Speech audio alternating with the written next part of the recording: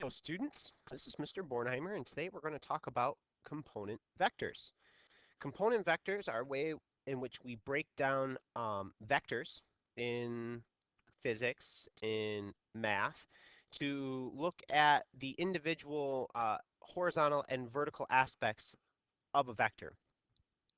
So we're going to go ahead and go to the next page here, and I'm going to start by drawing a vector. Okay, there it is. Now, this vector obviously is at an angle, and by breaking it down into components, what we're doing is we're essentially looking at the x and y components of uh, this particular vector. So the x would be like right here, and the y would be something like, if we were to make this one a different color, would be something like this.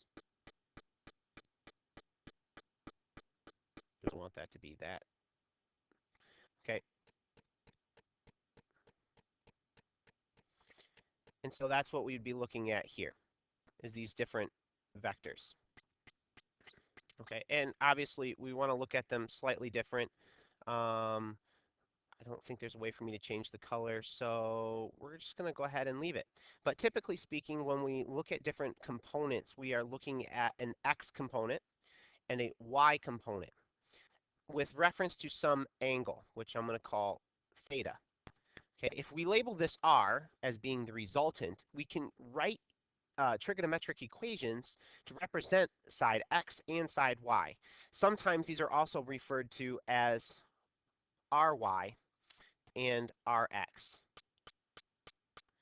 And anytime you have a vector like this darker one here, where you have a letter, it could be A, B, C, then the corresponding sides would be AX, BX, CY, or CX, or AY, BY, CY. Okay, so depending upon which letters you're using, you can obviously give the proper notation. Now, we know from what you should know from trigonometry, sine, cosine, and tangent. Okay, sine being opposite over hypotenuse, cosine being adjacent over hypotenuse, and tangent being opposite over adjacent. In this particular case, if we wanted to analyze an equation for ry and rx, we would want to look at them as being using theta here. We would want to use sine, cosine, and tangent. Like I said, sine of theta dealing with opposite over hypotenuse, opposite in this case being ry over r. Cosine theta being rx, the adjacent, over r. Okay, so we see we can write trigonometric equations for this particular triangle. If we were to solve for rx and ry, it'd be as simple as just moving r to the other side of the equal sign. So we would end up with rx equals, or ry equals r sine theta, and rx equals r cosine theta. And it's really just that simple, okay, for finding our different component vectors. Now, obviously, this shouldn't be that hard. If you're in my physics class, you should have some basic knowledge of sine, cosine. You should have some basic knowledge of rearranging an equation, right triangle trigonometry, and like Pythagorean theorem. Okay, so what it gets difficult is when we start to add multiple vectors. So we're analyzing a larger system. Such an example would be something like this. And I'm going to go ahead and just take a moment here to draw a larger system where we might have like an arrow here, and then no, we'll just keep them the same color here. An arrow like right here, and an arrow here. Okay, we would want to break these particular arrows up into different. We're going to go ahead and just draw a baseline here. We want to break these up into different components. Okay. One of the things we would want to do here also is we would want to look at each of these vectors and how they change in angle from the horizontal. So one of the things I'm going to do here is I'm going to go ahead and add a couple of horizontals.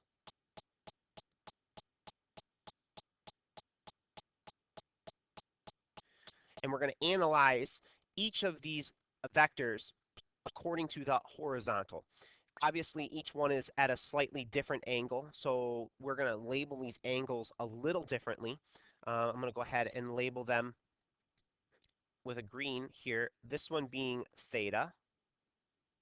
Okay, and we'll label this one as alpha. Okay, and we'll label this one using omega. Okay, so now we have three different vectors being analyzed with three different angles to the horizontal, and now we can start looking at component vectors. Okay, so the first component vector I really want to look at, we'll make this red, okay, is the horizontal. Okay, and each of these vectors has a horizontal component. So we're going to go ahead and draw three red horizontal vectors. We're also going to go ahead and draw the vertical vectors. I will go ahead and make these blue. There's 1, 2, and 3. And I'm going to go ahead and move this 1 down here over just a little bit. And we'll extend this red one over just a little bit as well. Okay, so now I've broken down each of my vectors into component vectors, a horizontal and a vertical. We're going to do a little labeling here, just like we did with the angles. We're going to call this A, we're going to call this B, we're going to call this C, okay, which means that the red one here, okay, would be in the x direction, so this would be AX. This would be BX. This would be CX. Okay, and then of course the corresponding y component would be AY, BY, and CY. Now, this particular notation, uh, as set up now, works for a variety of different vectors. You've noticed I haven't plugged in any numbers, and I'm not going to. I'm just setting up how you would go about analyzing a problem like this. Okay, if I wanted to go ahead and find a overall displacement, I would need to look at what it would be from start down here to finish up here. Okay, and in order to do that, I have to look at all of the individual components added together.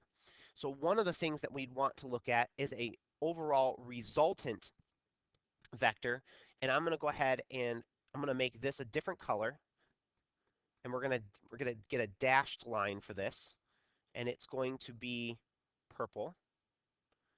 Okay, and we're going to go ahead and pick this line, and this would be my overall resultant vector. Okay, that's what it looks like. If I go ahead and pull that off to the side here a little bit, you see that it's long. It goes from start to finish. All right, and we're going to label that resultant vector.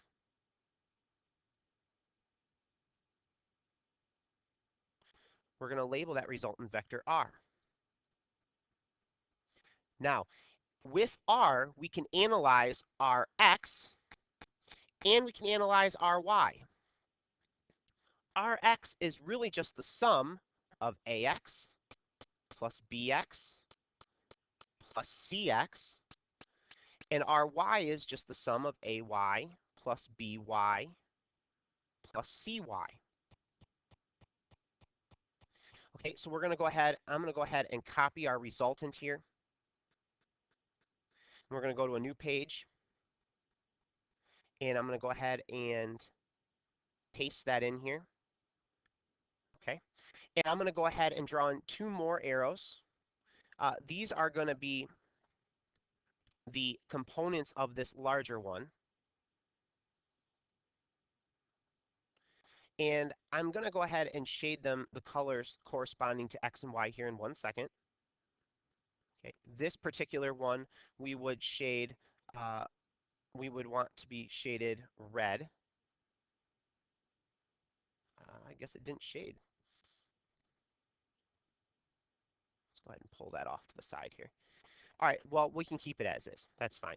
This would be R, RY, and RX. Okay, and overall, once we can find RY and RX, again, by adding all the individual components, AX, BX, and CX, and we can analyze AX, BX, and CX, AY, BY, and CY individually by using these equations, here. This also works for AY, BY, CY, as does this one work for AX, BX, CX, etc. So we can analyze the individual components, carry that over to this larger problem, and then in here we can analyze our overall displacement, the change in from start to finish, which is R. Our Y would be our overall altitude, and our X would be our overall range, or how far this particular object has traveled. You can use this on a map. If you analyze distances that something travels, you can use it as a project. You could use it to analyze projectiles. If you going into the sky, you can do those kind of things if you are essentially ignoring gravity and air resistance, and you want to know purely how something would move if it was moving in straight lines, not curved or anything like that. Um, the last thing you would have to do when analyzing displacement, because displacement is a vector quantity, is you'd have to know the angle above the horizontal, which we will call phi here, phi, and we would want to know that angle. Okay, so what we would do is we would take and we would use our resultant y and resultant x. I prefer to use tangent. So I would go ahead and I would write an equation. We'll change color here real quick for this, and it would be the angle is equal to the inverse tangent. And really, you're just comparing what tangent is, opposite over adjacent. So in this case, ry over rx. Then your final answer would be the displacement equals some value, and then you would say at phi above the horizontal.